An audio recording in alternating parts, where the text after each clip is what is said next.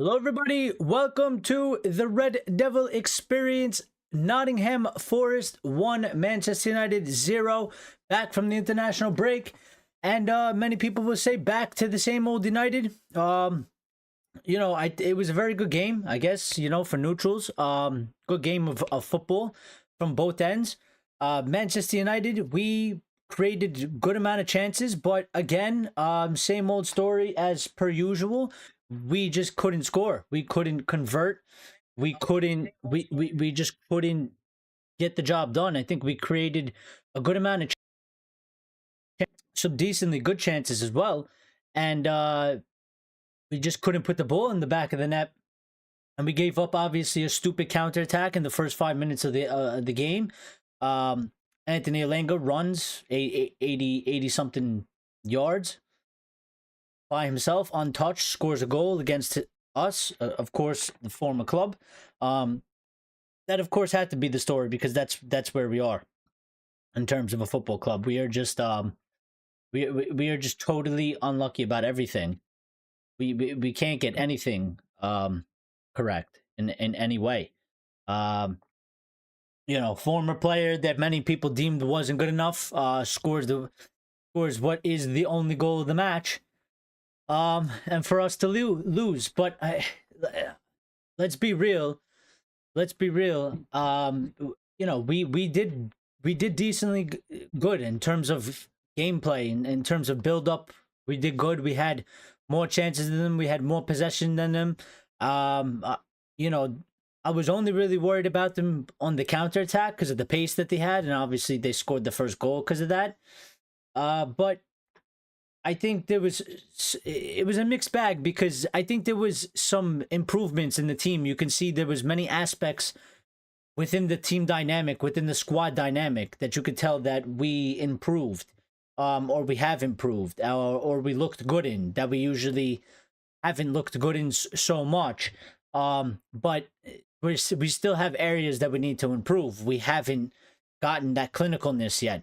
We're not finishing our dinner still. We're still very much toothless, which obviously is a huge issue because if you can't score goals, you can't win. You can't win matches, and that is something from today.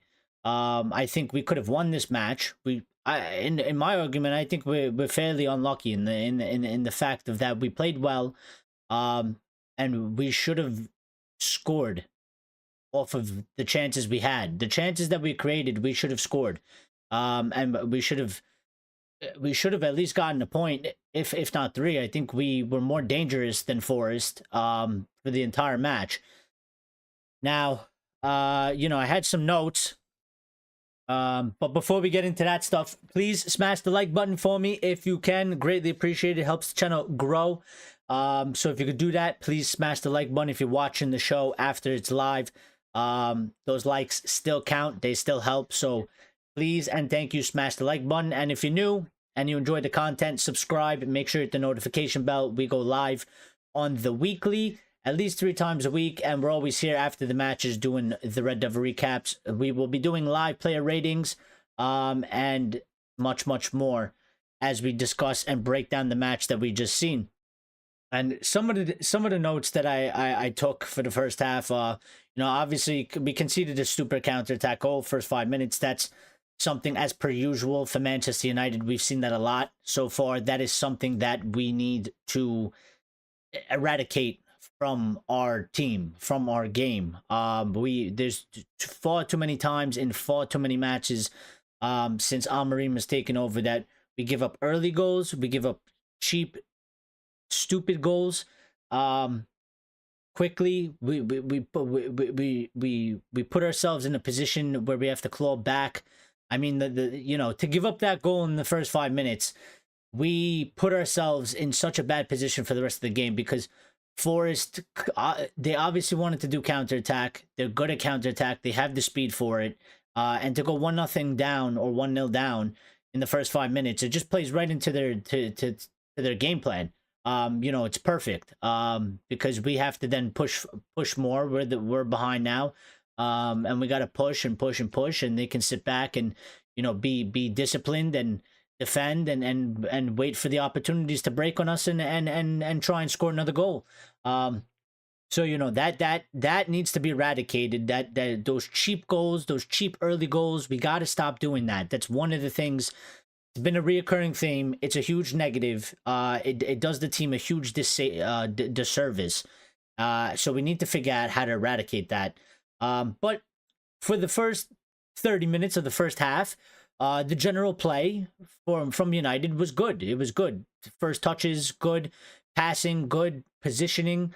I was saying the build-up play looks like it's improved. The positioning of the players on the pitch has improved. The first time touches and positioning understanding. The players themselves understood they were allowed to do these one-touch passes because they're understanding more where their teammates are and everybody's kind of a little bit more on the same wavelength. For the most part, there's still some disconnect. Like I think between Garnacho and Dorgo, I think we've seen that there wasn't a very good understanding between them. There wasn't a good sort of chemistry. I guess maybe they're still getting used to each other. Plus, Garnacho's kind of been playing on the right as of late and not really the left, so maybe that hasn't been built up yet. But there's still some disconnects. But I think there has been some improvement with the eye. I think you could see that for sure. And we were putting in some decent crosses, more crosses, but at the end of the day, the crosses kind of, we had a couple good crosses that led to some good headers, chances. Delo, off the crossbar, Bruno early on headed the ball. It was a decent header. Just wasn't in the corner. Was straight at the goalkeeper. Goalkeeper picked it up, and we had a couple more. So we did a little bit better there, but it wasn't enough. We didn't do enough to score. So we still have to improve. We have to get much better in that areas. But I think those areas from and maybe it's because we've been on a long international break. So we've been away from United, so maybe it seemed a little bit or maybe it was a bit more refreshed. But it certainly seemed like we were a little bit more lively. We played a little bit better. And things seemed to sort of improve in the general gameplay aspect. One of my criticisms though is that we're still a little bit too slow in certain key phases in during the match. I think there's times where, see, for me today, we know Nottingham Forest was trying to counterattack, and when they had the ball and they were in our half, when we get the ball back, there was too many times where I felt like we needed to counterattack them back. And we there was too many times where we slowed it down, where we just stopped running, held the ball up, passed it backwards, and kind of reset. And the problem with that is when we reset, we allow Forest to reset, and Forest, they're very structurally good, especially defensively, especially because they then shifted to a 3-back or a 5-back, 30 minutes in, kind of to negate our formation as well, because we were doing damage on the wings to them prior to that. And I just felt like in those moments I was just like, just go. We have to hit them back on the counter. We have to go. You got to move. You can't let them reset. You need to hit them quick and fast. And we did it once or twice, but we didn't do it enough. There was numerous amounts of times I can remember that we just hold the ball up and we reset, but we allow the opponent to reset. And I think that's one of the things that we need to do better on. I think we need to be quicker in transition and really go when the opportunity presents itself. Forest were playing counterattack, and that's what I wrote here. So Forest were playing counterattack. We need to counter them back when given the opportunity. We slowed the ball too much in those moments, and Forest switched to a back 3-5. We lost a bit attacking momentum since the switch in the last 10 minutes of the first half. And Garnacho, one of the things for me was that Garnacho, he was very slow in his reactions in the first half. He was losing the ball too much. He was a little bit too careless on the ball, and he wasn't effective enough on the right-hand side. And I actually was, I would have pulled off Garnacho, moved Xerxes to the 10 and put Rasmus on. at halftime. And Casemiro, he did okay, but in the first half, but he was a little bit slow in the reactions as well. He got caught in possession a few times, losing the ball in the midfield. Wasn't just, that quickness, that sharpness just wasn't there. So yeah, but shout out to the chat. How you guys doing? Grace is here. Box is here. Lines is here. Grace says Amorim out now. When is the next international break? Box says the low man of the match. The low best performance all season. Most of the team wasn't firing on all cylinders today. We played well in spells. And Grace says, so we're going to make another team with Delo in it. Well, listen, Delo played good. He played good today. I think most of the players actually played pretty good. I don't think we actually played bad, individually or as a team today. I think we just didn't win the match today because of a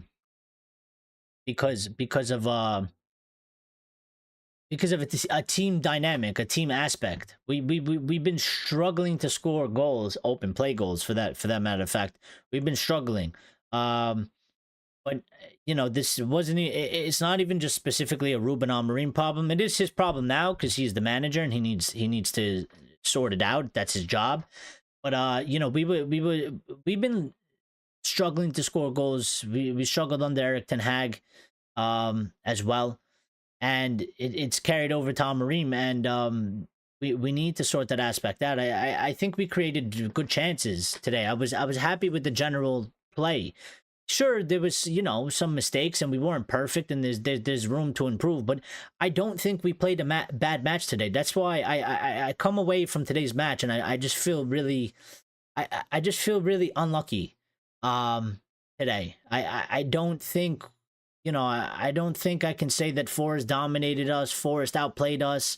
I wouldn't even go as far to say Forest deserved to win. I think we were the better team today. I think we played better. We let ourselves down when we get to the opponent's box. But we've been doing that. We've been doing that for most of the season. So, and by the way, not for nothing, but Forest are a good defensive team. Like I think we had about 24 chances or opportunities created today. I think it was like 5+ on target. It might have been a little bit over 5 from the last time I saw the stat, but not for nothing, Forest have conceded the least amount of home goals in the Premier League. They've only conceded 10 goals at home the entire season. They are first in the league for fewest conceded. They're ahead of Liverpool and they're ahead of Arsenal. And Liverpool are going to win the title, So just to put that into context, like we struggled. We created good chances. We struggled to score against a team that is leading the Premier League in the least amount of goals conceded at their home. So it's a little bit of a mixed bag because, they're a good team defensively. As Box has pointed out, Forest defend good. Blocks, clearances, strong, and they do. And that stat proves it because they've been doing it all season. So it is a little bit of a mixed bag. Like we created some good chances, we still didn't score, and it feels very same old story type of thing. But at the same time, I think you can make an argument that it's yes and no, because there was areas that we were clearly. I think we did a much better job in this match than we done in previous matches, and you can kind of see a little bit more clear of what Ruben Amorim is trying to get out of his team and get them to do on the pitch. But we still have ways to improve, ways to go. So, Lion says, but second half, Garner turned it around, constantly running up and down the wing. He did. That's why I had to stick in that part where I said, in the first half, because in the second half, he did turn it around. Now, he went to the left. And maybe he felt a little bit more comfortable there. Maybe the opposition matchup, it was just better for him, or maybe it was a little bit of both. And maybe he got a little bit more fire in his belly from the team talk from Ruben Amorim. But he did turn it around. He was much better in the second half than he was in the first half. But yeah, we just couldn't get it done. I think it was around the 75th minute mark we had 15 attempts and 5 on target. The end product just still wasn't being converted it's still not being converted to goals. But creating the play, then product play, I think hasn't looked improved. It looked better than it usually does. And shout out to Euro on that tackle, that fantastic last ditch effort tackle from Euro on Elanga in the 82nd minute, because that was very difficult tackle to not commit a foul there, and Elanga was through on goal. If he doesn't make that tackle, Elanga would probably score in the second, and then the game definitely would have been over, and we would have had no chance. And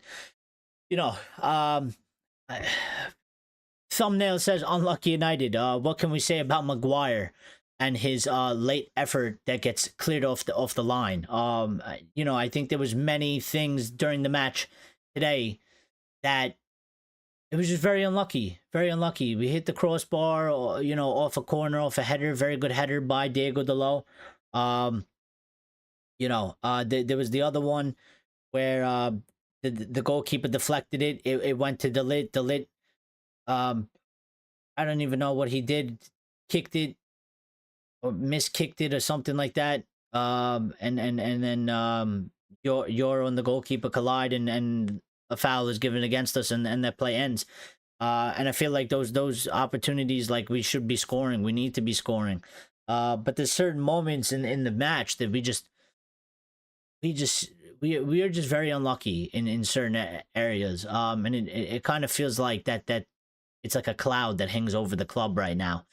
There's just, like, no matter how hard we try, and no matter how many things we do right, we still have something that is blocking us from succeeding. We still have something that is impeding us from getting over that hump, and kind of turning the luck around into our fortune instead of it going against us. And it's still kind of going against us. Lion says, best I've seen United play this season. I could clearly see a shape in the team. Great switch play. Dalit was a unit again. Only thing missing was a goal or two. I, for one, was impressed, and I agree. I agree for the for the most part. I mean, listen. I mean, I don't know, about best I've seen United play this season. Could be because we haven't been great this season. You know what I mean? But, like, we could see the shape in the team for sure. We were doing good in switching play. Even the interchangeable play, not even switching sides, but just getting the ball out of tight situations. Forrest are pressing our players, and we're in tight triangles, and we're doing one-touch passes. And I remember there was one sequence in the first half. It was beautiful. I think it was 5 of our players touched the ball, and all of them touched it once. And we got out of that press, and we moved the ball, and we got into open space, and we were able to create an attacking chance out of that.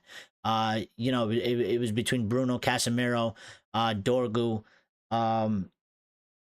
and somebody else, maybe Xerxes or something, and then the ball was slotted out wide to Garnacho. It was very good ball movement, very very very smart, good shape in that aspect. So hopefully we keep those things up. I think, obviously there's some people out there that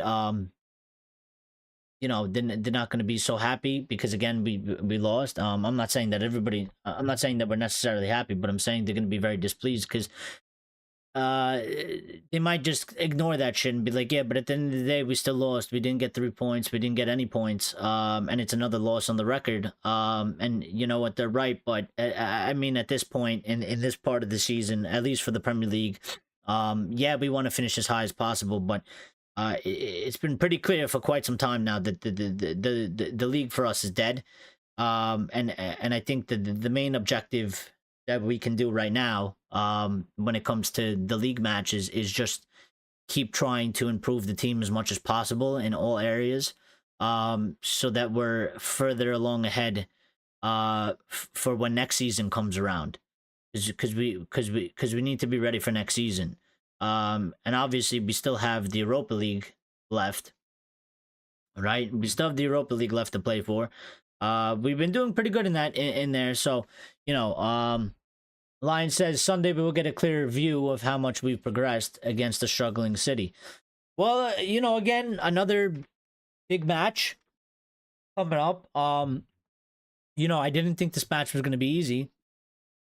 Not at all, because Forest, they've been really good this season, and they deserve to be where they are because of how they performed and the things that they gotten done on the pitch. I still think it was a good game. We put up a good game. Especially for how our season has gone. Not it hasn't been bad. But I think yeah, we got another big tough test on Sunday. We got to play against we're playing against City. Well, I agree, Box. It's important we don't lose to City. Well, just for bragging rights and all that stuff. I mean, you want to win the derby when you play a derby. You want to win the derby. It's good for morale. It's good for the team, and plus, again, we'll take the 3 points wherever we can get them. So, let's see how we do against the City that for their standards has been struggling this season. But yeah, I'm okay with this. I mean, bring them on. I'm looking forward to it because I think our team needs to be as tested as much as possible. They really do. Like, they need to be tested as much as possible. They need to they need to be put through it. Bring the hardest teams, bring the hardest challenges and tests, because that's only going to make us better, and it's only going to show what we are capable of and what we're not capable of, which should help us going forward in the future. So yeah. Let me just see. I wanted to pull up, maybe there's some quotes from Ruben Amorim. We'll do some player ratings in a second.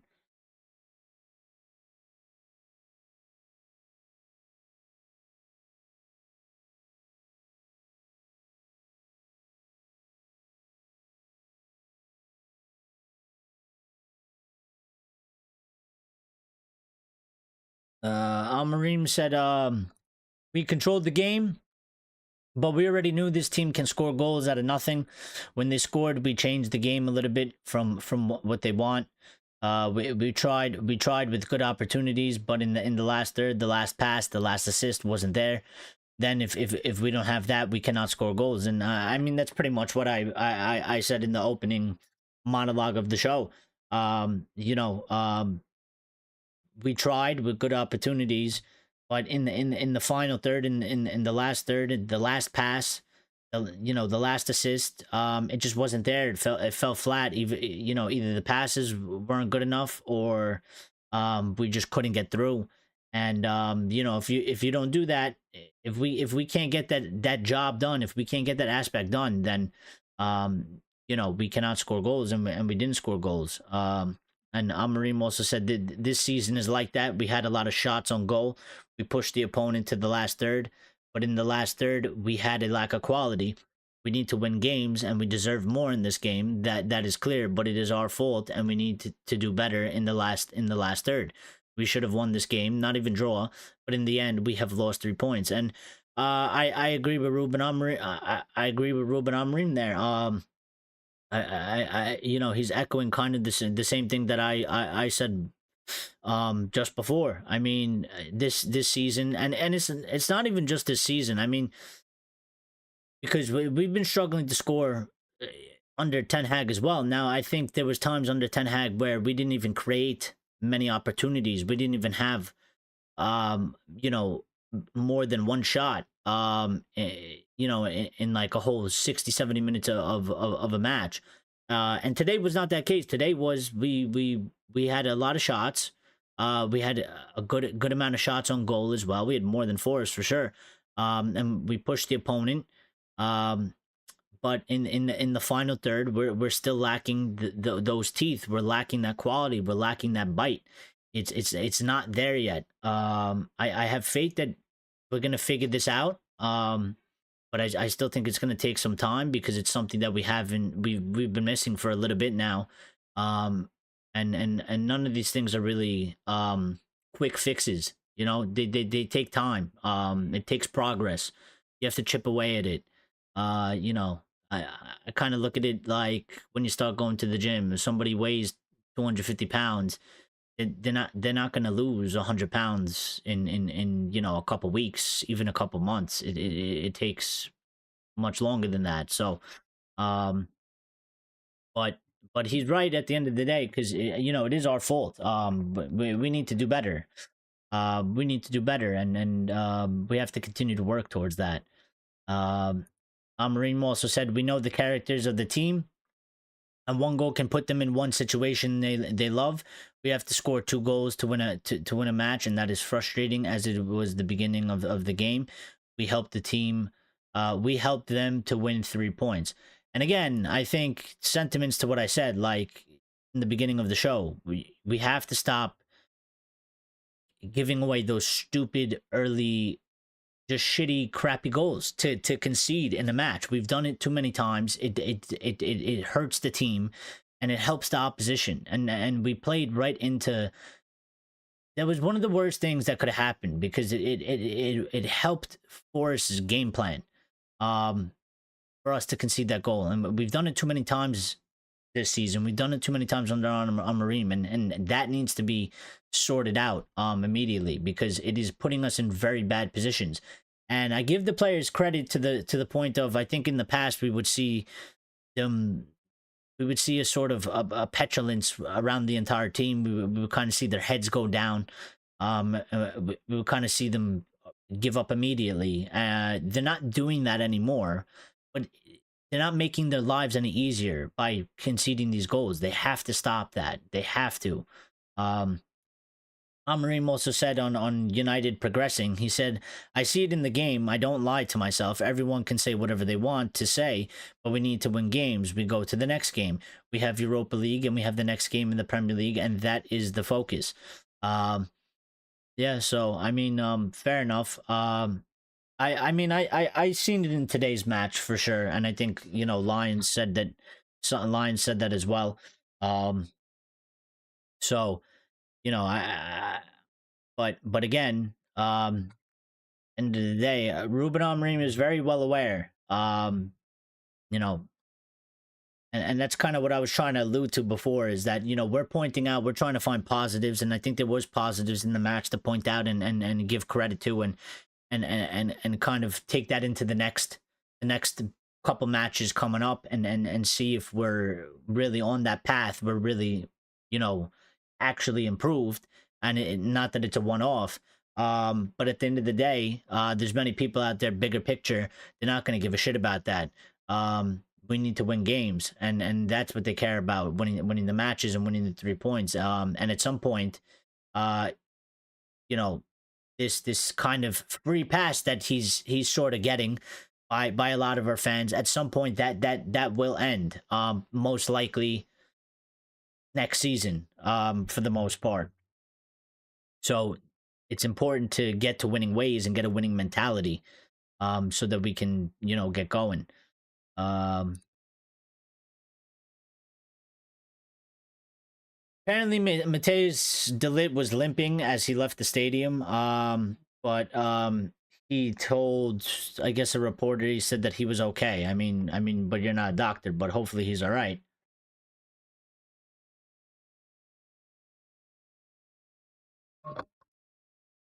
Hopefully he's all right. I mean, he's walking. That's all right. That's a good sign. But yeah, we don't need any more injuries. Uh, Ruben Amorim on playing Maguire up front. He said, I did it a lot with Sebastian Coates at Sporting. We need a player who can score with his head, and Harry Maguire is that type of player. Well, the funny thing is that Maguire almost scored with his foot, and probably should have scored with his foot. But again, we were unlucky. But good, you know, good defending from Forrest, goal line clearance, and saved them 2 points, because that ball was going in. That ball was going in, and that would have been the match draw. So yeah, you know, I mean, it is what it is. What it is. Sometimes, see, here's the thing. This is one of those games where you just say, like, that this is football. You know what I mean? Like this just happens. Like foot. This is what happens. Like that is football. Like football can go this way very easily. The problem is that our season hasn't been very good. Um, because of the just the chaos, the changes, changing a manager mid-season, style of play, formation, and just not starting the season well, and many people will kind of overlook that because they'll look at the bigger picture or the whole or the whole picture and be like, well, we've been pretty bad, so um we've been pretty bad. But I just feel like today was one of those matches where it just doesn't go your way because it's football and that happens sometimes. You know what I mean? So um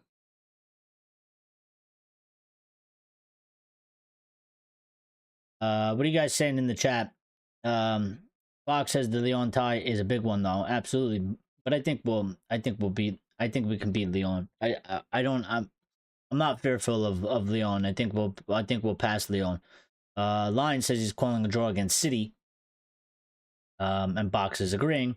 And Lion says, does Amorim rest some players against City for the Leon match?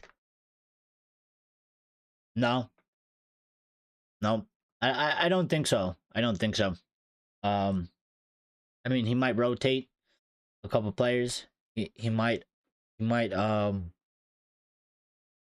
he might put like he might swap out Casemiro maybe in the midfield next to Ugarte. Possibility. He might swap one or two players, but I don't think he's gonna make too many changes. I think he almost with what's available, there was probably our strongest squad, starting 11, and yeah, I think he's gonna go forward with picking his strongest, and continuing with that, and rotating when he can, but I don't think he'll make too many changes, going forward. Maybe freshen up for City. Give Mount, Hoyland, Maguire, Collier starts. Well, the thing is with Mount, we got to be careful with him, right? Because he's so far proved to be very injury prone. So we gotta be careful with him. So I wouldn't even maybe start him. Although it was good to see him back out there. He almost had a very good chance, very good shot on goal. Went wide, but it was still not a bad effort for just coming on to the pitch. I would reserve Mount to the bench for now and let him get his minutes a little bit slowly.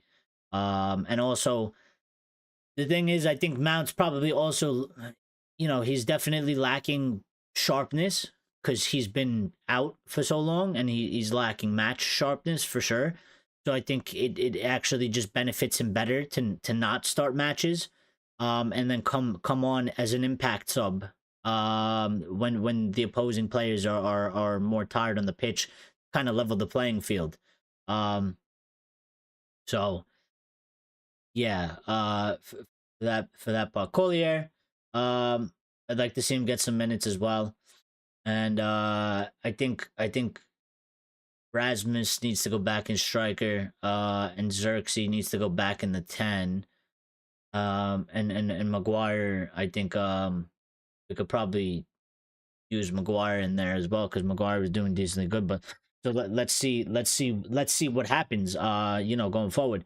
Box says I thought Hoy has looked better in the last few games. Sociedad, Leicester, and tonight. Yeah. He did. I mean, he scored, to end the drought, and then we went on international break, and he scored for Denmark as well. I was watching that match. It was a good goal, and I thought he would get a start today, and he didn't. But I think maybe we go back to that.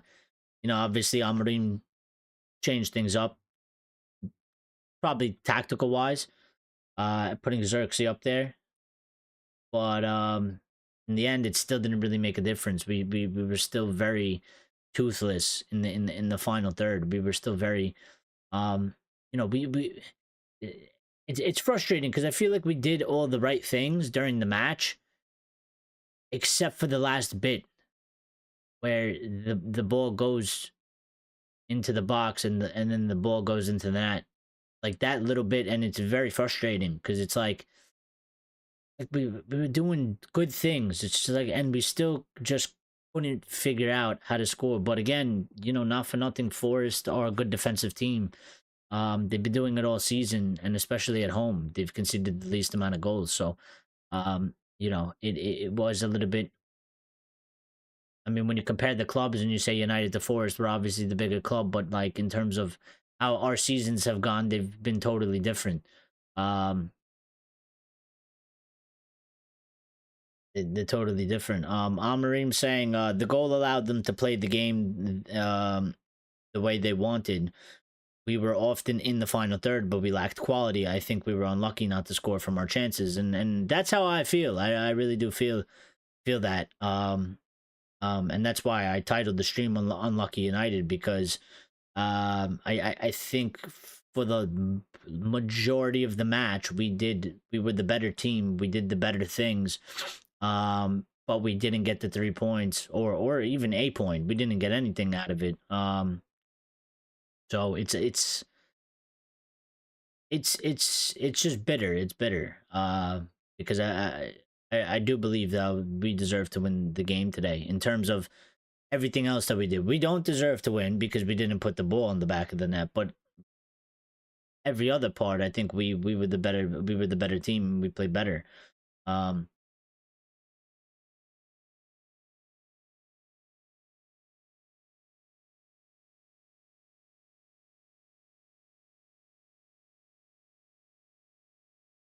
Although I would say maybe we do need um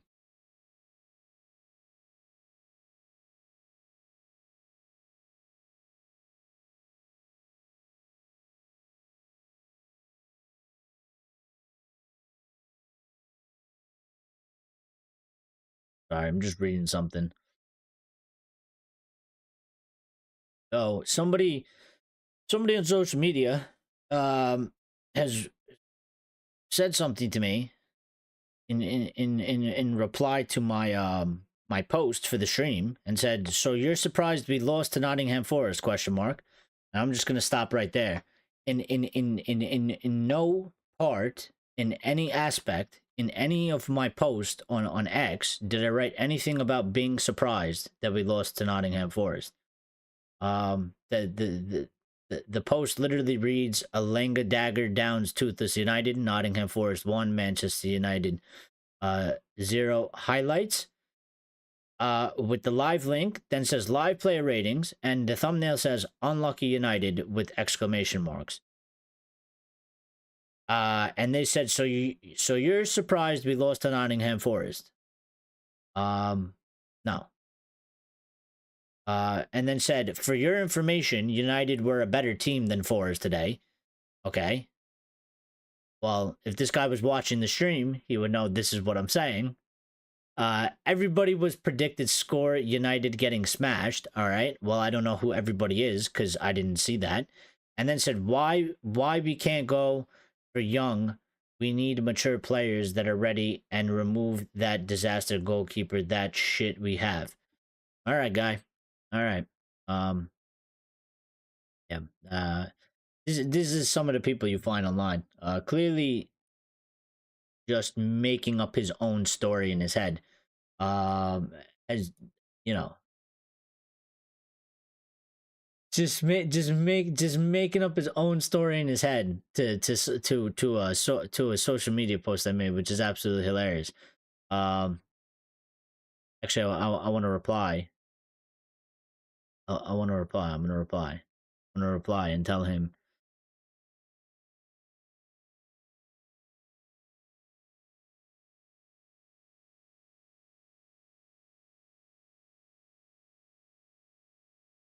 you watch the stream.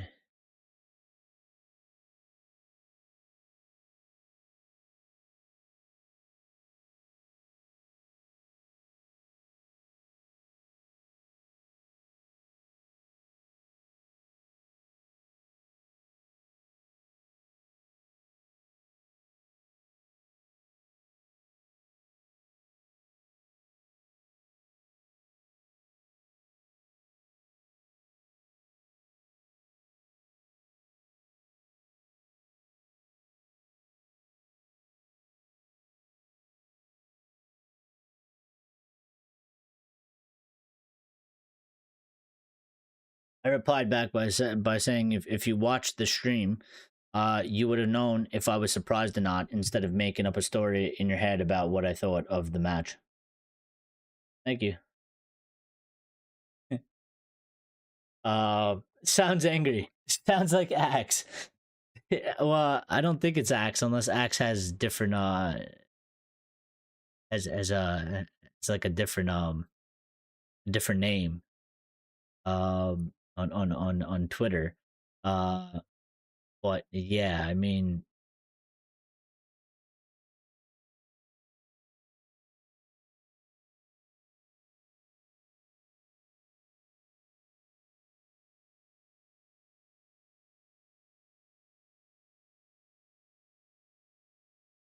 yeah, sorry about that. I'm just reading stuff.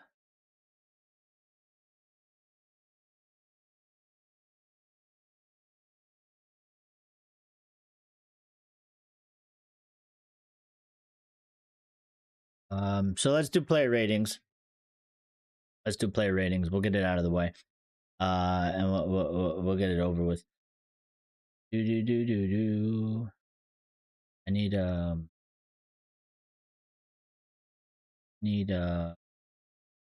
need the player rating.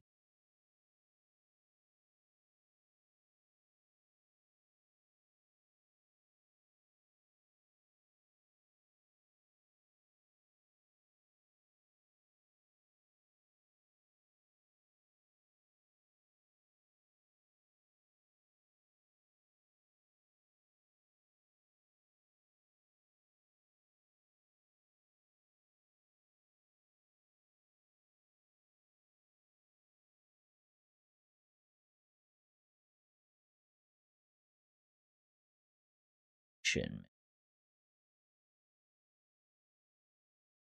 You know what?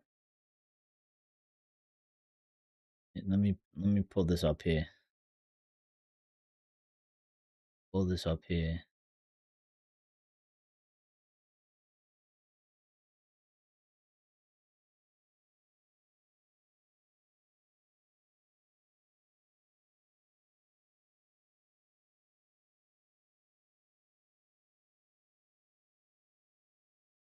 All right.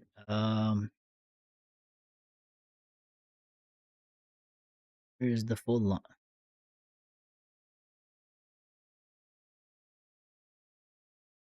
All right. So Onana, what are we giving Onana, guys? What do you guys want to give Onana? Lion says he would give Mount start in Europe. He'll get more space. Yeah, Bears. Again, I still think though we gotta be cautious with him because he's very fragile, or he's been very fragile so far, and we need to make sure that Mount does not get re-injured. So I would take it easy with Mount. I wouldn't necessarily start him. Sub last 20 minutes of the match.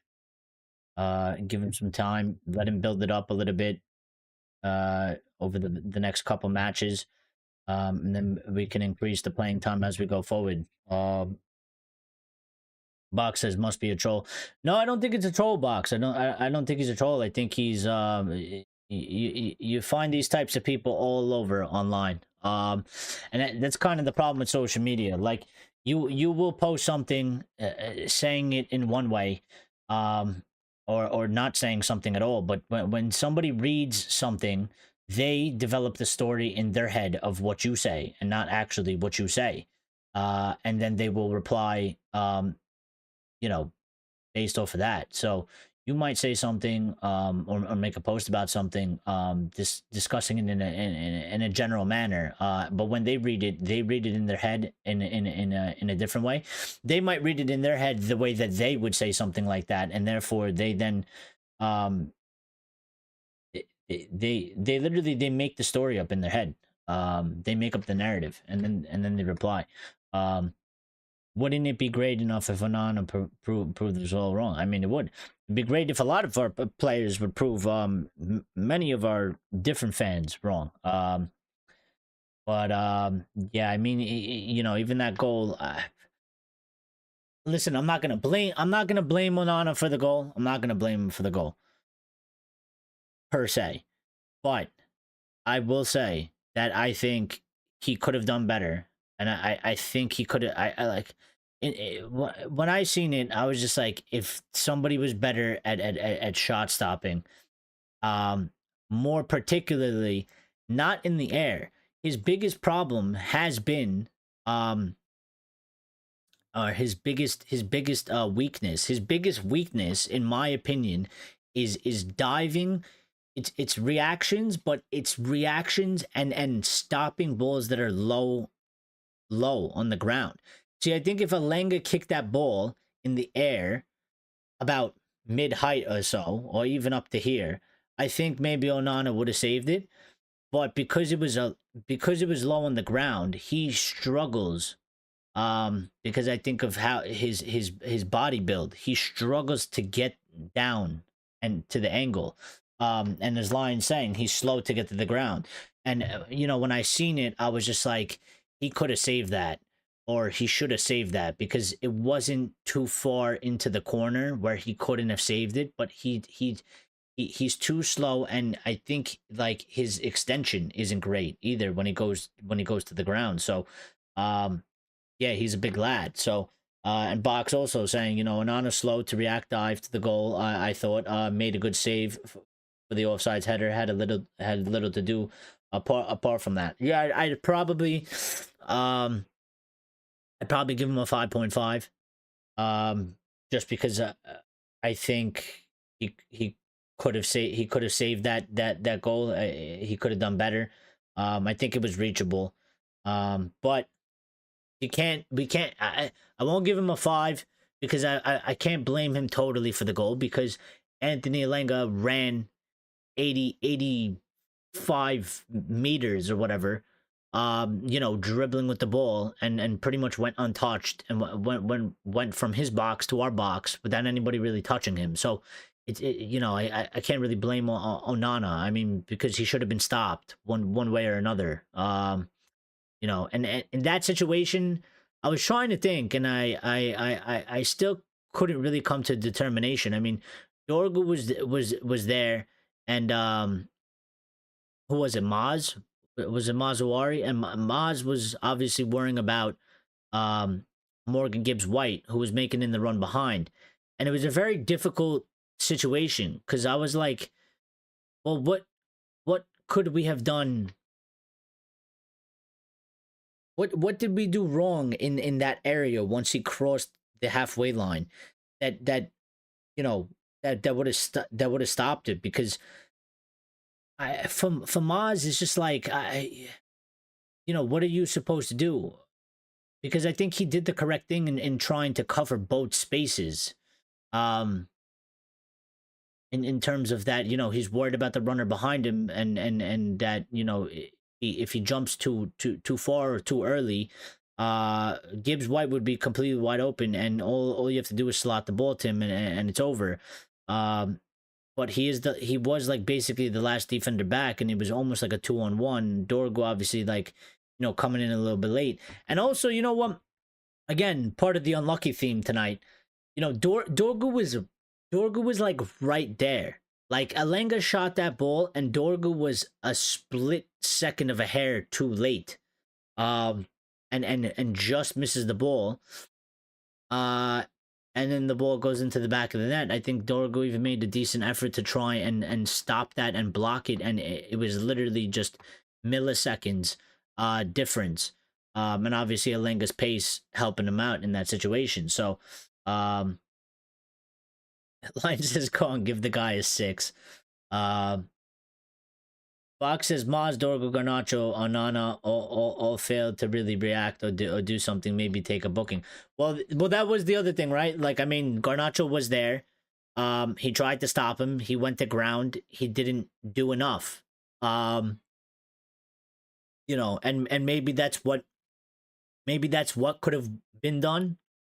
I think all of them are at fault in some way. It's more of a collective unit type of thing, instead of an individual one individual type of mistake. I think they all had they were involved, but they all had opportunities or chances to try and do something about it, and it just didn't work out, and it failed.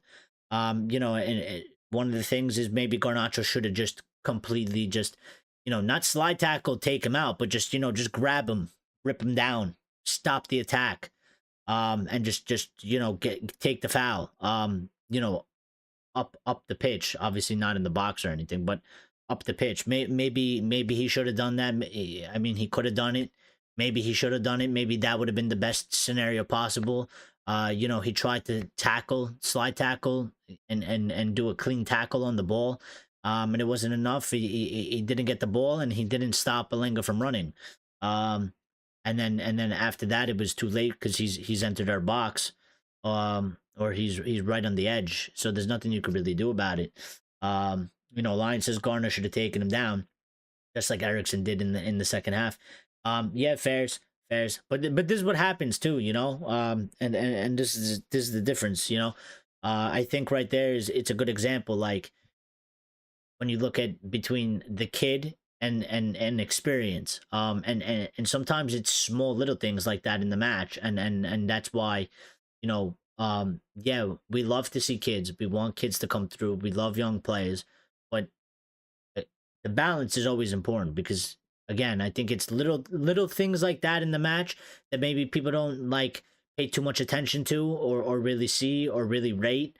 Ericsson has the experience. He has the mentality of, and also Ericsson is old, so he's not going to run. So he's more likely to pull down somebody and stop him, and reset the play. Whereas Garna, he's young, and he running around, and maybe he doesn't stop to think in that moment, kind of, and it's kind of just a little bit more panic, and he's just trying to do something, and trying to rush. You know what I mean?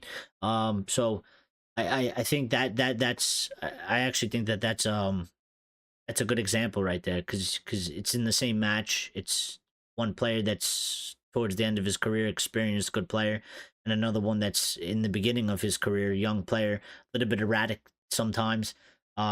Decision making still needs to improve, all around on the pitch. So yeah. But all right, let's get back to the player ratings though. Mazawari, what do we give Maz? Maz.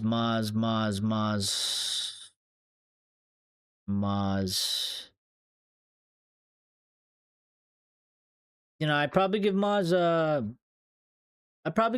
a 7. A 7.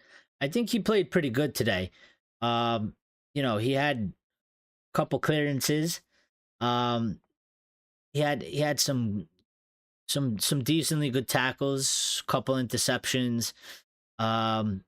He dribbled past going forward with the ball. He a couple times during the match as well, which was good.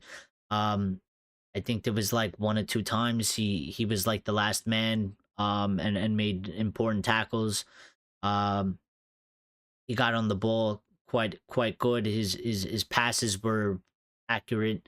Um, high percentage of his passes were good passes.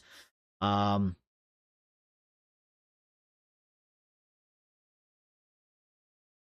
and I think he was good in the duels today. On the ground. He was all right. Not bad. So yeah, I would probably give him a 7. Um, yeah, the shaky start, but got better. 6.5 for Lions, he says. Did okay. Yeah. Yeah. Yeah. I mean, we're close. We're close generally. Um, Delit. What are we giving Delit? Delit playing center back.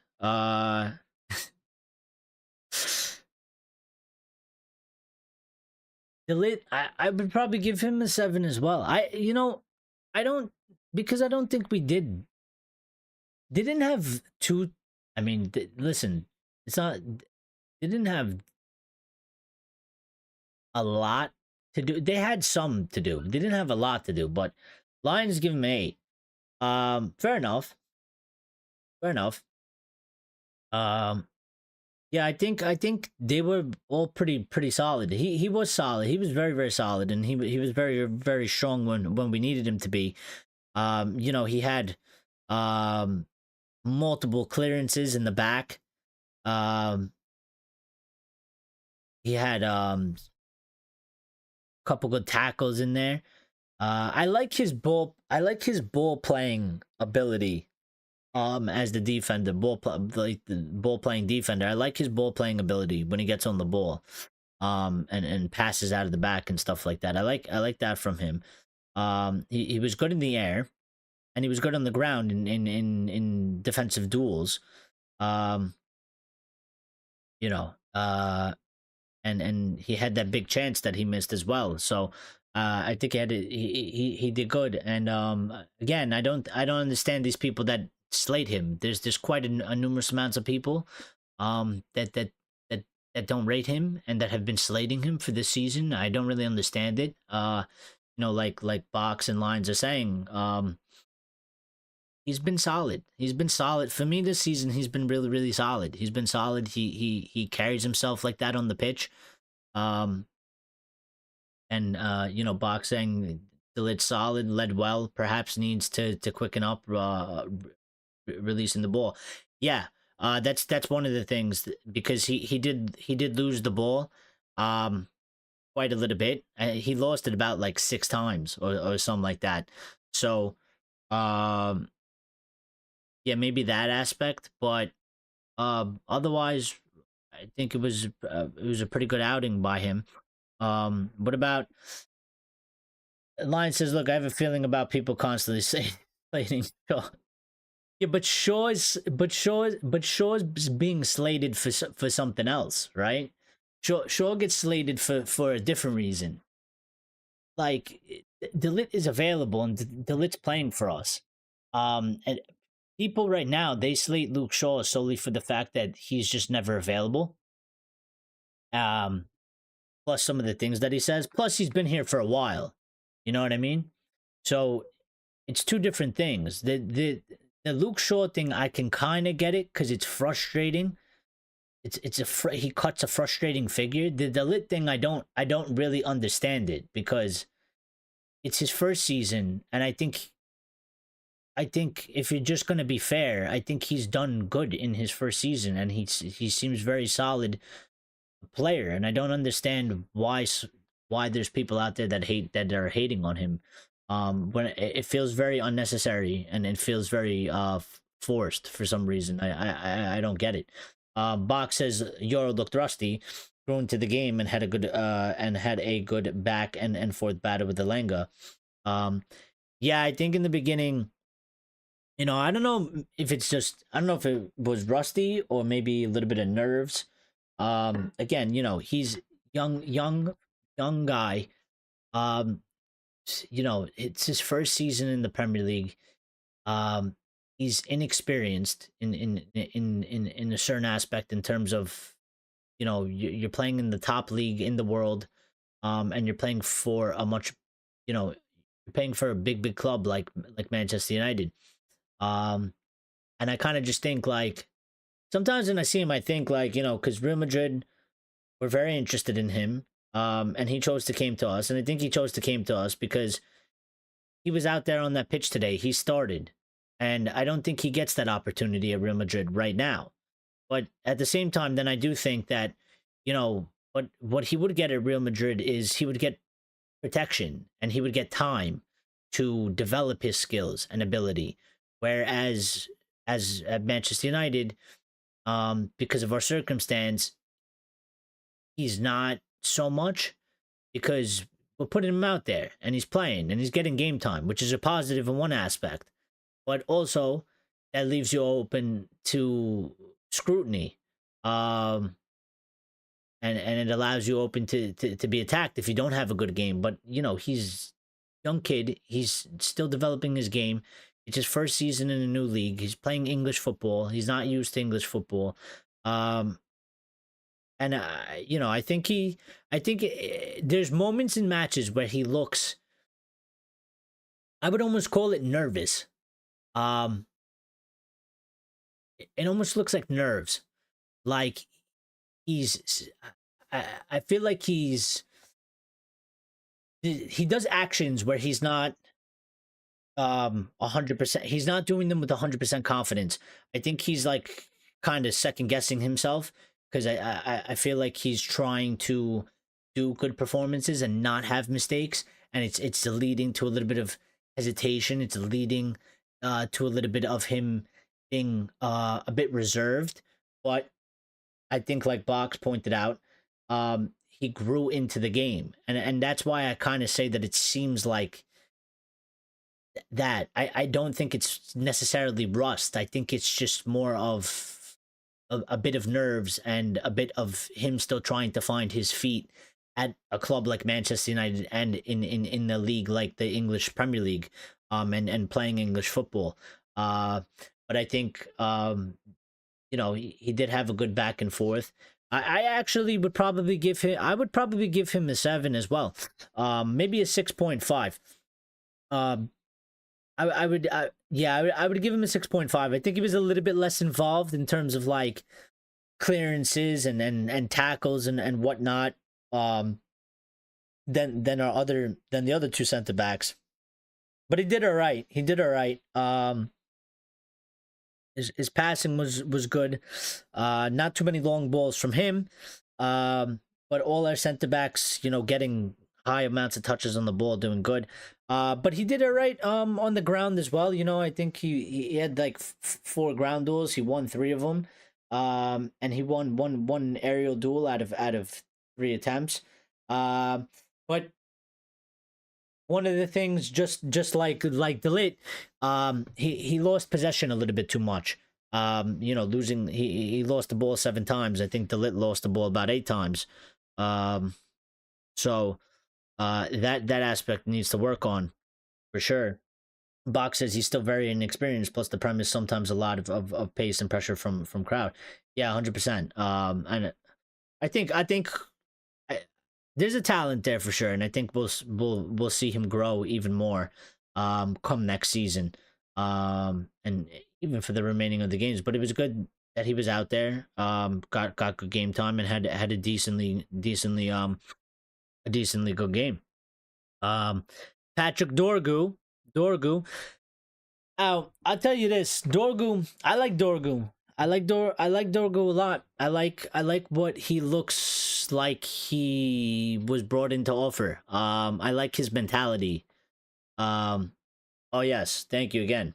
He made that tackle. But that tackle he made, then follow up with the block. Yes, that last ditch tackle, that was very good. That was very good and very important. And if he didn't do that, that was probably another goal for Elanga as well, which slipped my mind. But Dorgu, I like Dorgu. I like what he has to offer in terms of his play style, and I also like his I also like his I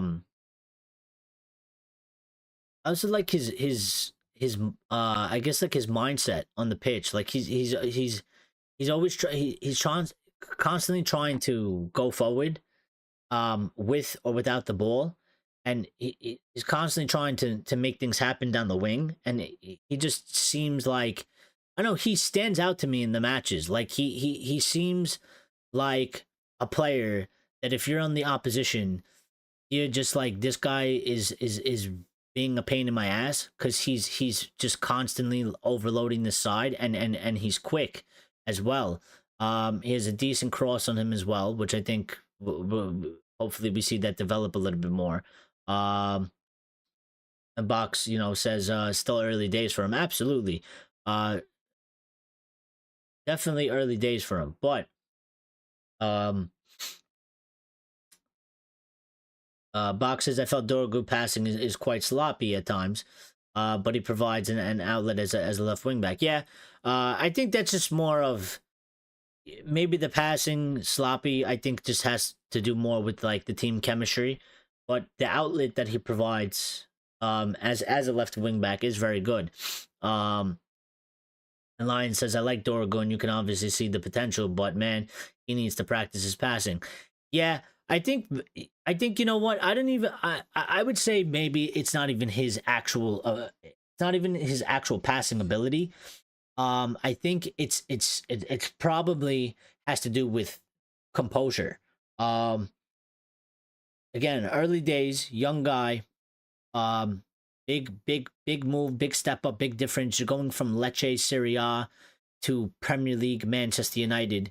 I don't know how many fans Lecce have around the world, but I don't think it's a drop in the ocean compared to Manchester United. I think, um, you know, you come to United, you realize, you hop on social media or something, or your friends are telling people are saying this and that about you, and maybe that wasn't necessarily happening when he was at Lecce. So again, it's a big step. He's in the middle of the season. He's only been here for 2 months now, so he's got a lot more to go. I think there's a lot of things that needs to be rounded out in his game. Um, but I like, again, like Bach said, I like what he put I like the outlet he provides is considering as a left wing back, and I think he might be a very good signing in the end. I think maybe we can look back on his signing in 2 3 years time, and we'll say that it was a very good signing. Because I think he has the potential um to become a very good left wing back, um especially in the Prem. Uh Yeah, I mean, I would maybe his friends can tell him then to go get better at passing. Well, but that's what I'm saying. Like maybe it's not even necessarily his passing though. Maybe it's just composure. Um, he strikes me as a guy, a lot of energy, constantly trying to get forward, constantly trying to make things happen. And sometimes you just need some composure mixed into that. Sometimes these younger guys they get a little too excited. They get a little too jumpy, you know what I mean? Which can lead to mistakes. And I feel like that might play a role in him giving away um the ball and those opportunities. And I think that'll come with time. I think once he settles in a little bit more, once he gets a little bit more comfortable to the league, the style of football, to his teammates, to the system and stuff like that, there should be an improvement there. So, um, because uh I mean, listen, the crosses didn't come off. He put in 5 of them, but we couldn't get anything out of those. Um, I mean, listen, he had an 87% pass accuracy, so he wasn't that bad. In terms of passes, he had one key pass, and he made one big chance. Um, and he had a shot on target, shot off target, and he had 2 shots blocked. And in defense, he did all right as well. He won 2 out of 3 ground duels. He won 4 out of 5 aerial duels. Um, and that's stats mixed with the eye test. So, yeah, I'd probably give him, 6.5 for today. Um, Casemiro, Casemiro. I'd probably just give him. I'm gonna be honest. I'd probably just give him a 6, average 6. I give him an average 6 for today. Maybe I'm wrong. He played 60 minutes. Um, he did okay, but just a couple things. I don't know. To me, he gets a 6 because I just felt like he was average. Like he didn't stand out, but he wasn't bad. But he didn't stand out. He didn't do anything really crazy in the match. I just think that he just kind of played his role. He looked up for it tonight, but was quite positive in looking to make the forward pass and threaten corners. Yeah, yeah, but I'm just thinking of like in terms of like in the middle of the field, in the midfield. Um, I don't know. I don't know. He did good in the air in terms of aerial duels. The ground not so much. Probably because of a little bit of the lack of pace, and he lost the ball. He lost the ball about 13 times. And that was something that I did notice. I mean, I said it in the beginning of the show in my notes that he seemed a little bit slow in reactions, and that's what I meant. Like there was times where he was caught in possession because he was a little bit slow to react. He didn't realize the press, or he didn't realize that the players were on him. And he ended up getting caught in a 2v1 duel, and losing the ball. But um did you guys watch the same match? I hope everybody watched the same match, because usually it's a problem when somebody thinks they watched the same match and they watched a different match in their head. um but yeah, I'll give Cass a 6. And you know what, same same for Ugarte. I mean, Ugarte only played 45 minutes. um so I don't think and I think he just did an average. I think he just did an average job in those 45 minutes. It wasn't anything special. Um, so and he only played 45 minutes. Diego Delo um had a very he had a very good game today. Played all 90 minutes. Heat map, absolutely on fire down that left hand side. In both ends of the pitch. On our half, but in their half as well. Deep red. Which is good to see, because again, the wing backs are the most important spot, and we need them to do their jobs, and we need them to do good. Um, and he was on the ball quite a lot. He was good at passing today. He put in good amounts of crosses.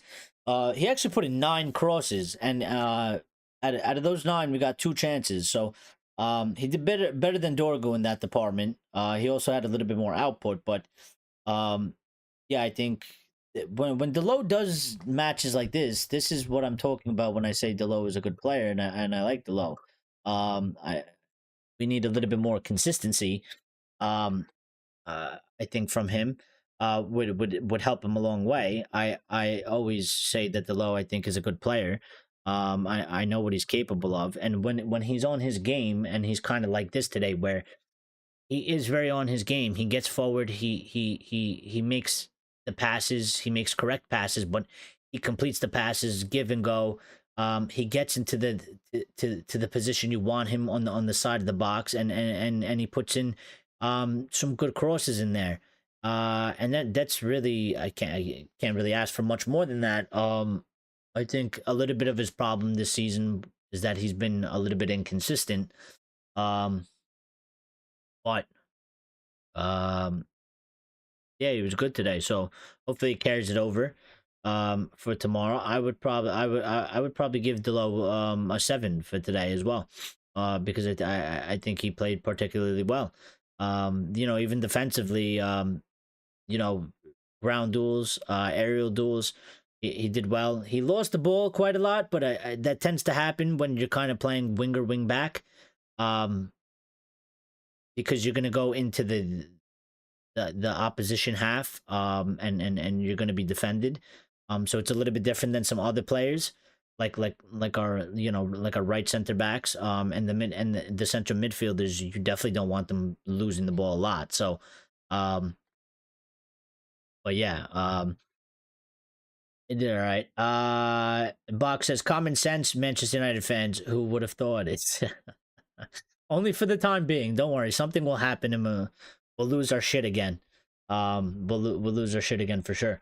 Ugarte looked a bit off it tonight. I thought he's only just back though. Yeah, he's only just back. And that's why maybe he only played the 45 minutes as well. Again, anybody that's been out, we need to get them back up to match sharpness and stuff like that. And we also, it's also, it takes a little bit of time to build their form as well.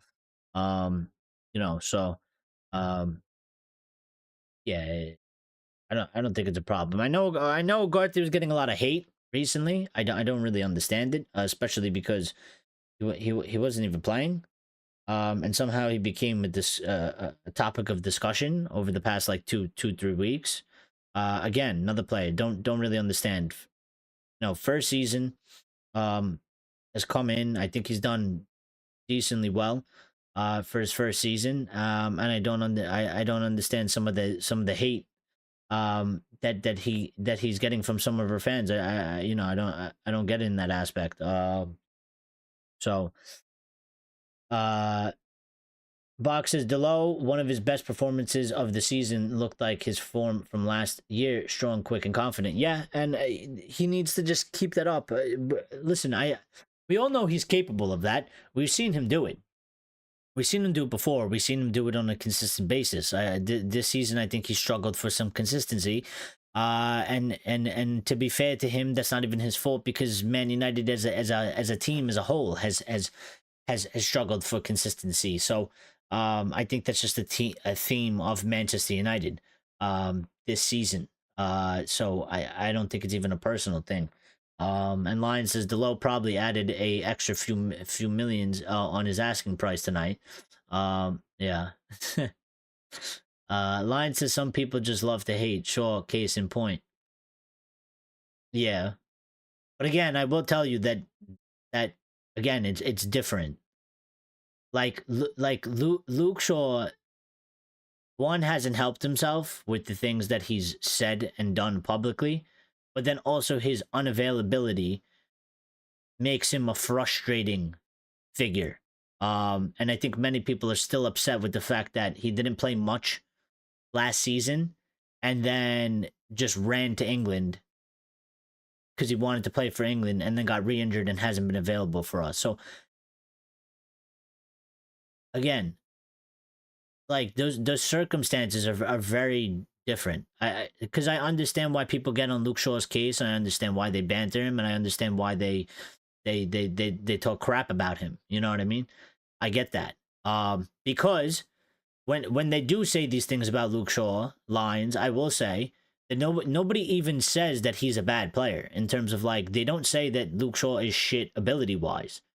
They say things about Luke Shaw, like, because he's never fit, doesn't play, and that he's useless in that way. But they don't even say that he's not a good player, because everybody knows that when he's fit and when he's available, he was doing very good for us. But he's just not around. These guys are fit, they're available, they're playing, they're in their first season at Manchester United. You know, Euros first season, De Ligt first season, Ugarte first season, Dorgu first season, has been here for 2 months, Xerxes first season. I mean, we have 1, 2, 3, 4, 5 players that started tonight, that were on the pitch, that they're in their first season at Manchester United, their first season in Premier League English football. It's, half your starting 11. So it does make kind of a little bit of sense that, like, we are trying to find our feet, because we have 5 players that are not, they're just starting in the Premier League, which is always going to be a challenge. I think we've seen pure example of, like, the difference between Bruno Fernandes, who is a rare entity. When we bought him, he came to United and he hit the ground running immediately. There was no transition period for Bruno. He just went. He just started and went. And how many players have done that? Since we bought him, how many players were able to do the same? Basically nobody. Basically nobody. Actually, and Mazawari as well. Sorry, I'm 6. That's 6 players. I missed Mazawari as well. That's 6 players. 6 players on the pitch today. First season at Manchester United, and first season in the Premier League. Six players out of the starting 11. And I would say probably the only person that's come close, to kind of hit the ground running is Maz. I don't think Delit's too far away from that, but I think Maz has just been a level above because he started off the season very, very well. He had a little bit of a dip, and I think he's come back out of that dip, and I think he's been pretty good. Um, Gray says you wasn't saying that last time. You said he was a Scontra player. That wasn't my fault though, Grace. The community voted. The community voted to send him to Scunthorpe. They voted to. They didn't even put him in the. They didn't even put him in the squad. They didn't even put him in as a backup. So we had no choice. We had to send him to Scunthorpe. But I told you this. I've told you this before. I think Diego Delo is a good player. I think he's a useful player. And I think he's one that we will have. I don't think he's gonna go anywhere, to be honest.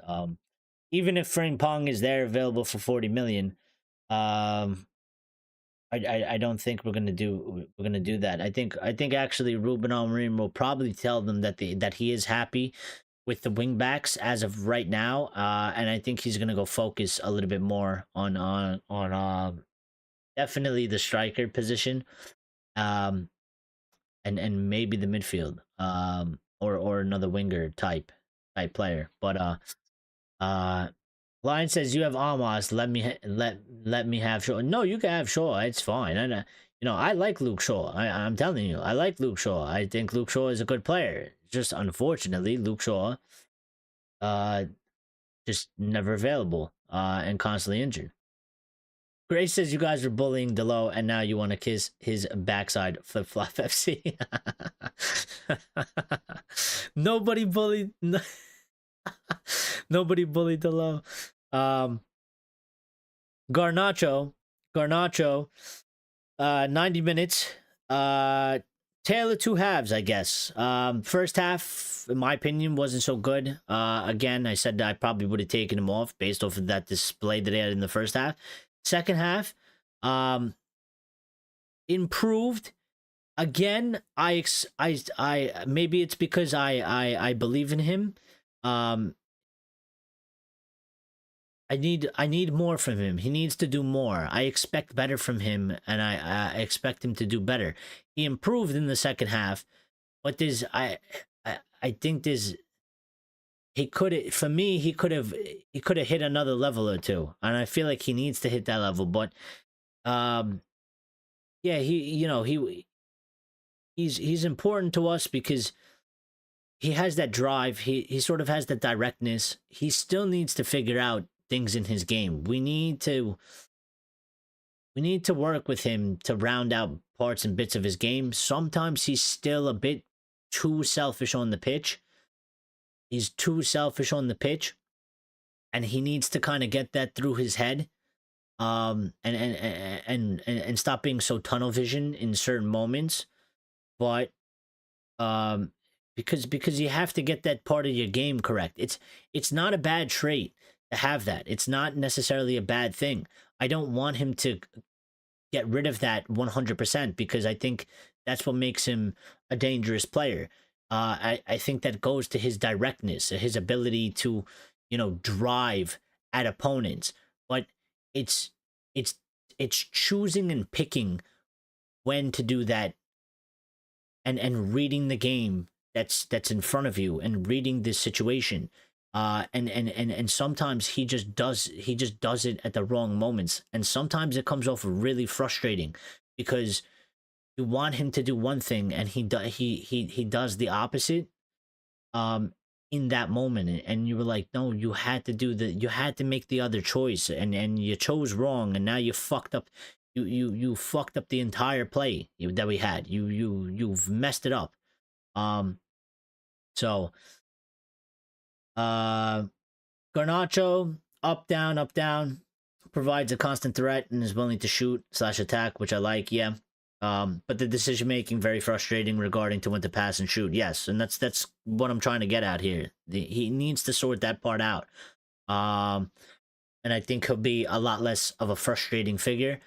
and it's been sort of a kind of difficult season for him. I would say last season definitely was like his breakout season. And this season has been a little bit more difficult for him. His settling season, I would say. It's been a lot more inconsistent. It's been a lot more difficult. Um, I think last season he was a lot more impactful. Because he was scoring and assisting. Um, and he's doing that a little bit less this season. But again, the team as a whole has a problem scoring goals anyway. Um, but today he had 3 shots, or maybe he had more than three, but 3 of his shots were off target. 3 of the shots got blocked. Um, Passing was good. He put in 7 crosses. None of them came to anything. Um, you know, Dribbling was okay. Sometimes it worked, sometimes it didn't. Could have done better. I'd probably give him a six. I'd probably give him a 6, maybe a 6.5. Because it's split. 6.5. The first half, I don't think the first half he wasn't terrible, but he just wasn't good, and he wasn't good enough. It wasn't like god awful, but he just was very non-effective in the first half. In the second half, he was a lot more effective. So like, I don't know, somewhere between a 6.5, I'd probably give him. Bruno Fernandes, kind of played 2 positions today. He played the 10, then he played deeper center mid. I think he was probably one of our better players today. Was really, I mean, he is the focal point of the team. Um, you know, Getting shots off, shots on target, having the most touches in the team, having the most amounts of key or dangerous passes, putting in crosses, doing long balls, doing defensive work as well. And he's all over the place. He covers all over the place. I would probably give him I'd probably give him. See, Box says wasn't Bruno's best game tonight. Yates was touch tight on him all game, but he created 6 chances tonight and few shots on target, and kept things ticking over. And that's the thing. I think maybe aesthetically, his game didn't look so pleasing, but I think in terms of things that he was doing on the pitch, creating big chances, getting some shots on target, kind of just being everywhere, being that engine room sort of thing. I think that part was good and was important. Sometimes it's not, sometimes his game isn't aesthetically pleasing, but he does a lot of dirty work, and it goes under the radar, in my opinion. And I'd probably give him a 7. We didn't score. He didn't get any assists, but I think he did a good job today. And Xerxes, I think Xerxes did all right. I'd probably give him a 6. I don't necessarily like him as striker. I think he's better in the 10. I like him better there. I think he's more effective there. But you could kind of tell, even like his positioning, even playing as the striker, he still drops very deep. There was one opportunity that I remember, like he picked up the ball, he slotted it out wide to Garnacho, and he tried his utmost hardest to get into the box because he knew the cross was coming, and he just didn't have the speed, and the ball came in rather quick from Garnacho, and he just wasn't able to get there. But it was a good try, and good understanding. But he had very little touches on the ball today. Listen, he was hustling and bustling, and I give him that. And I think sometimes these players, again, Some people get on Hoyland's back and they say, oh, he doesn't do anything. And then it's like you put Xerxes there and he doesn't do much difference. Maybe it looks a little bit better, but at the end of the day, you're talking about Xerxes had 30 touches today. His passing was okay. Accuracy wise. He didn't make anything great out of that. And he didn't really do much in terms of dribbling. And he had like no XG, so but he was there and he was hustling and bustling, like Lion says, but just Xerxes looked even more isolated as center forward than Hoyland does. Plays better in the 10, but he's another one who looked off the pace tonight by his recent good standards. Yeah, and that's what I'm saying. I think he's just better as the 10, and Rasmus playing the striker, which is why I would have shifted all of them around at halftime. Now obviously Amorim did end up shifting players around and making subs and whatnot. So even for Rasmus look all right. He played 45 minutes. Again, a little bit of a difficult slot. I think that striker position really is kind of like a dead zone for anybody that you kind of put in there. I mean, he played 45 minutes. He only had about one shot and it was blocked. He had like 2 dribbles and he had about 16 touches. And he made 9 out of 10 passes and one of them was a key pass. So he I think he tried to do as much as he could in 45 minutes in kind of that graveyard shift area. But there's not much to really rate him off of, so I'd give him a 6. Eriksson coming on as well, played 30 minutes or so. Eriksson getting on the ball, had a couple key passes. He was all right. I'd probably give him a 6 as well. Just average. Mason Mount, same for Mason Mount. But it was good to see him back out on the pitch. I give him a 6. And then Harry Maguire, coming out playing striker, trying to make an impact. I'd probably give him a 6, 6.5. We could give the sub 6, 6.5, 6.5 for effort, I guess. They didn't really have that much impact because nothing changed in the game per se. And it didn't win the scoreline, but Maguire almost did it. He almost got the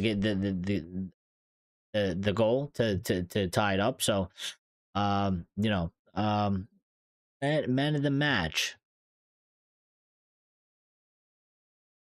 Man of the match. Should we vote on the man of the match?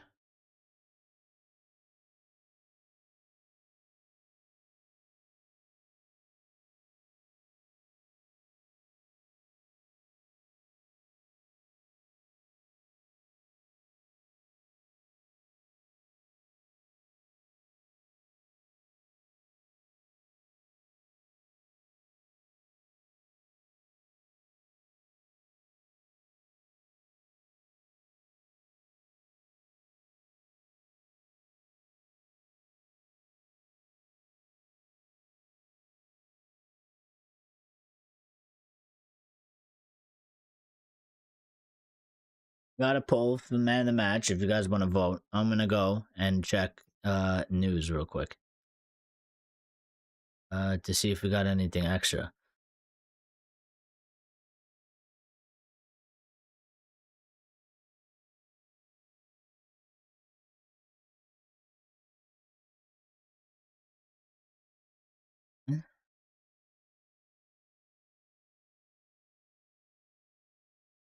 It's off.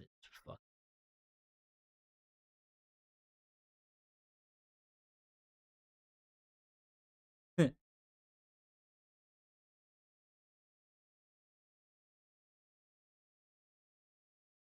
Wait, what?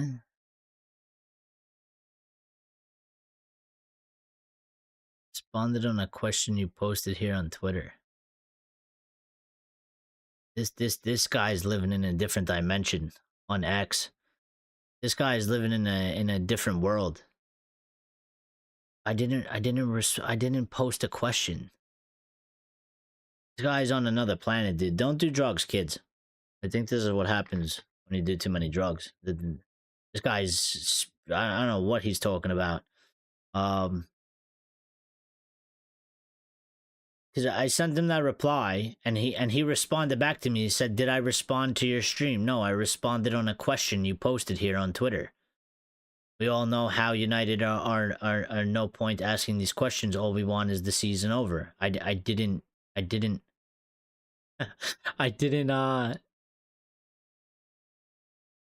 I didn't ask a question. In no place is there a question mark in the entire post. There is not even a single question or question mark. And he said I responded to your he said I didn't respond to your stream. He said I responded on a question you posted here on Twitter. I did not post a question. What is this guy? This guy is he's living somewhere else.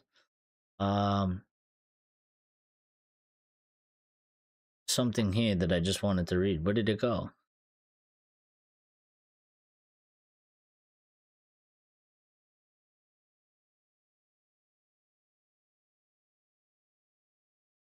You know what though? We do need Mason Mount to stay fit. You know, Ruben Amorim, I think very excited by Mason Mount.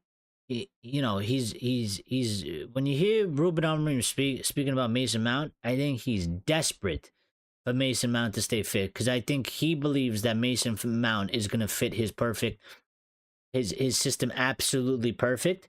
You know, he just made a small quote saying that he has played that system many times, especially at Chelsea. So I think it's a very good position for him. And his previous comments, you know, he seems like he desperately wants him to stay fit because I think he believes 100% in Mason Mount and that Mason Mount will be absolutely key in his team and in the system. Um,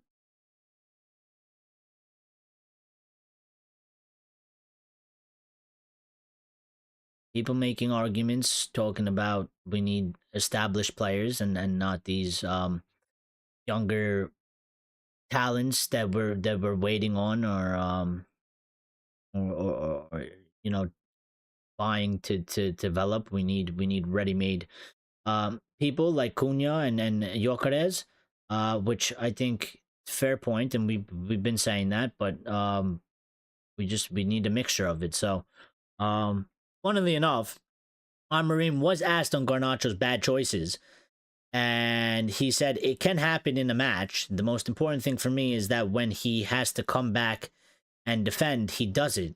Sometimes he overdoes it, but he wants to help the team. He does his best. Sometimes he doesn't make the best choice, but he's not the only one today. Yeah. You know, make of that what you will. I think it's a fair point though. Because you know, if he's going to make these wrong decisions, the very least thing that he can do, which him and Marcus Rashford were both not doing, is making sure that you're doing your defensive work, which he's now doing, and he's getting involved in, and he's making sure that he's, you know, tracking back, running back, and trying to help out his teammates on defense, which is a positive on that in that aspect. Because that's the very least. I mean, if you're gonna fuck up going forward and you're gonna make the wrong decisions, well, like that's one area that we can, you know, we can try and work on that, and we can try and fix that. But it would cause more problems if he was doing the bad decisions, poor choices going forward, and then walking backwards when the other team starts counterattacking. So, um,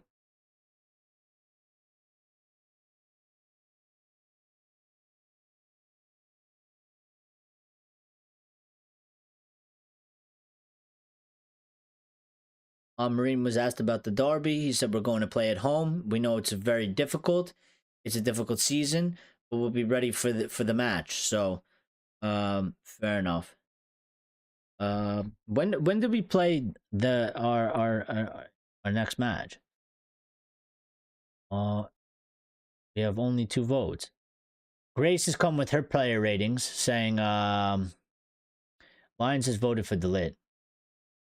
Grace says she gives Onana 5, Dorgu 4, Mazawari 5, Delit 5, Euro 5, Delo 12. That was expected. Ugarte 4, Casemiro 5, Bruno 5, Garnacho 3, and Xerxes 4. Wow. I think you're being a bit harsh there, but fair enough. Fair enough. Oh right, the okay, so Sunday, so the next match is on Sunday. And that means the Europa League is it's yeah, so because today's Monday, right? So yeah. So the Europa League is next week. It's not this week. So today's Monday, right? Oh, today's Tuesday. Jesus. Yeah, today's Tuesday. 2 people have voted. Grace says she'll give it to Delo. Today is Tuesday. I'll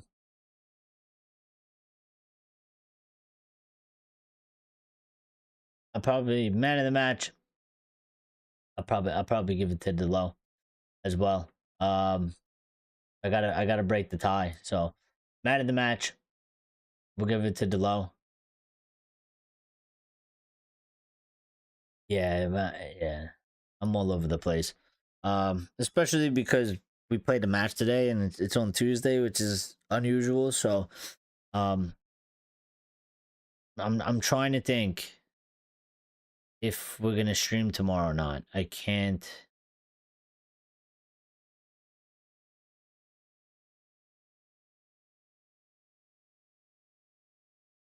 Thursday. Or is it Monday?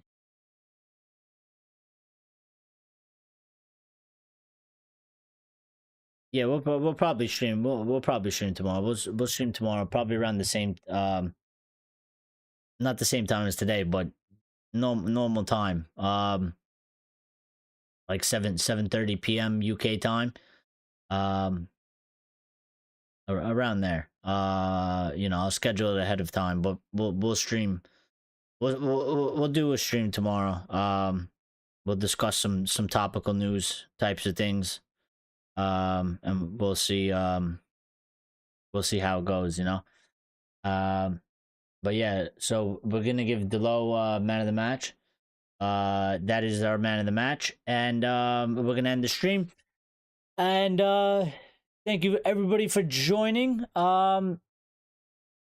It was a good show, good talk. Unfortunately, United couldn't come up with the win and the return.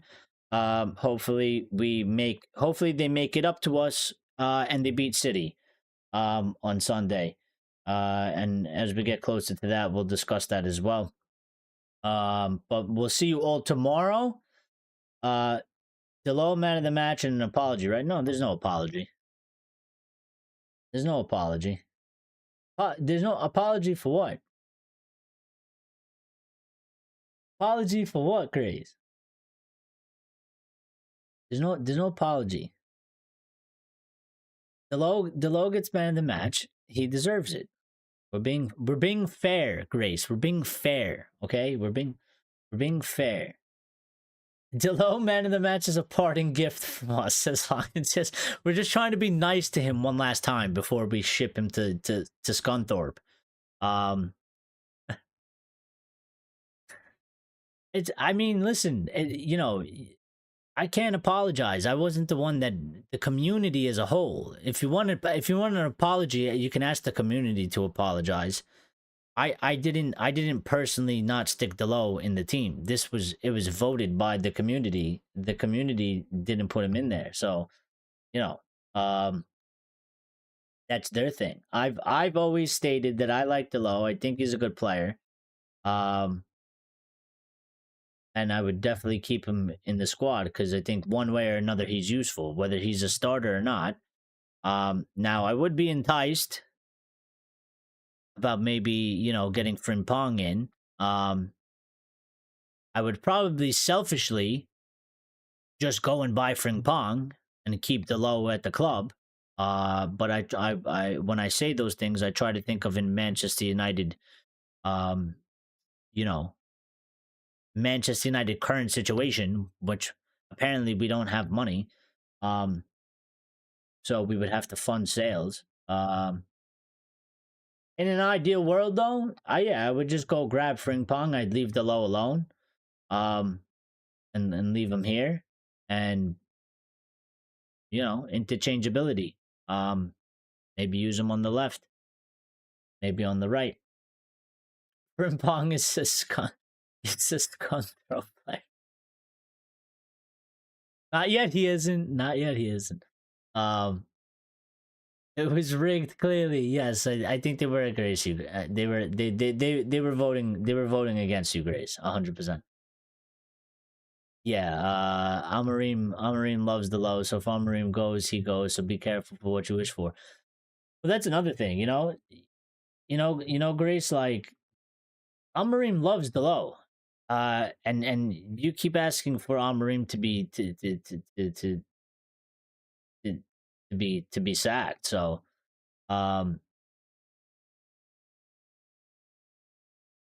maybe you should back Amorim so we could keep the low here. But actually, now that you brought that up, we can just point out as well that remember the day before, how we were talking about that story with Real Madrid maybe wanting Bruno for 80 million, where Amorim yesterday came out and said that Bruno Fernandes is going absolutely nowhere, and there is no chance that Bruno Fernandes is leaving. So yeah, that's dead. That story is dead, and Bruno is not going to be sold. So Bruno ain't going nowhere. For anybody that wanted Bruno to be sold. And I don't think Delo is gonna go anywhere either because I think they're two peas in a pod in Portugal there. I think Amorim likes Delo very much. He clearly likes Bruno Fernandes very much. He also likes Mason Mount very much, but we need Mason to be fit. I think the big question mark once again is on Garnacho's head. So if Amorim goes and Delo goes, then Grace goes as well. Who would be missed more? Of course, Grace. But what would we do without Grace? We might as well just fold the channel. We might as well just close up shop. Without Grace, So yeah, but good show. Thank you guys. Thank you for smashing the like button. If you guys want, you could get in the comments after I end the show. Grace says, of course, her. What kind of question is that? I don't know. If you guys want, you could get it in the comments. After I end the show, that'd be good. And we greatly appreciate that. And thank you for getting involved in the chat, and thank you for keeping the show afloat, and keeping us going. We will chat tomorrow. I have to go. It's late here. I didn't even realize it's this late. So yeah, we will catch you guys tomorrow. We'll talk about some news and some other stuff, and we'll move forward from there. So thank you guys. Have a good night. Good show. And I look forward to seeing some comments under the channel. Be good.